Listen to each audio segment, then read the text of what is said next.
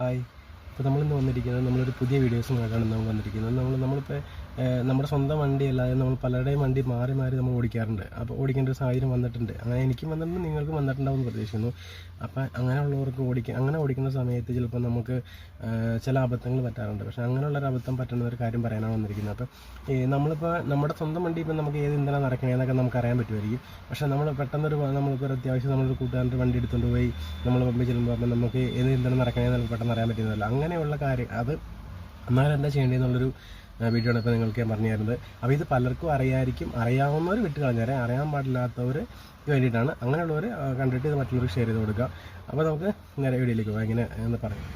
അപ്പോൾ നമ്മൾ കൂട്ടുകാരൻ്റെ വണ്ടിയൊക്കെ എടുത്തിട്ട് പോവാണ്. അപ്പോൾ അങ്ങനെ പോകുമ്പോൾ നമ്മൾ പെട്ടെന്ന് ചെന്ന് പമ്പിൽ കൊണ്ട് നിർത്തി, ഇന്ധനം കുറവാണ്, പെട്ടെന്ന് പമ്പിൽ കൊണ്ട് നിർത്തി. നമ്മളിപ്പോൾ ചെന്ന് വിധിക്കണോ, ചേട്ടാ ഇതിനകത്ത് ഇന്ധനം ഏതാണ്, പെട്രോളാണോ ഡീസലാണോ അടിക്കേണ്ടത് എന്ന് നമുക്ക് പെട്ടെന്ന് ഓർമ്മ വരട്ടെ. അങ്ങനെ നമ്മൾ പെട്ടെന്ന് കൊണ്ട് നിർത്തി നമ്മൾ ഈ നമ്മളിപ്പോൾ നമ്മുടെ കൂട്ടുകാരനെ അറിയാൻ വെച്ചാൽ ഫോണിൽ വിളിക്കാൻ ശ്രമിക്കും. അങ്ങനെ വിളിക്കാൻ ശ്രമിച്ച് കഴിയുമ്പോൾ നമ്മൾ കിട്ടാതെ വരും. അപ്പോൾ അങ്ങനെ വരുമ്പോഴത്തേക്കും സമയം പോയിക്കൊണ്ടിരിക്കുക. അപ്പോൾ ആ സമയം കൊണ്ട് പുറകിൽ വന്ന വണ്ടിക്കാർ ഓണടിച്ച് ബഹളം ഉണ്ടാക്കിക്കൊണ്ടിരിക്കും. പമ്പുകാരാണെങ്കിൽ തിരക്ക് വയ്ക്കും, വണ്ടി മാറ്റേന്ന് പറഞ്ഞാൽ അവർ ഒച്ചപ്പാടും ബഹളം ഉണ്ടാക്കും.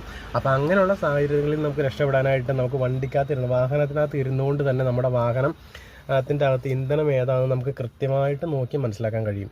അതെന്നു വെച്ച് കഴിഞ്ഞാൽ നമ്മുടെ വാഹനത്തിനകത്ത് ഇതുപോലെ കാണുന്ന മീറ്റർ ബോർഡാണ്. ഇപ്പോൾ ഈ വണ്ടിക്കകത്ത് എങ്ങനെയാണ് ഇത് ഇന്ധനം ഏതാണെന്ന് അറിയണമെങ്കിൽ നമുക്ക് ഇപ്പോൾ ഈ RPM മീറ്ററാണ്. ഈ RPM മീറ്ററിനകത്ത് കാണുന്നുണ്ടോ 1.2 എന്ന് തുടങ്ങുന്ന 0, 1.2 8 വരെ കാണുന്ന ആക്കം കണ്ടോ. RPM മീറ്റർ നമ്മുടെ 1000 RPM എന്ന് പറഞ്ഞ് എഴുതിയിട്ടുണ്ട്.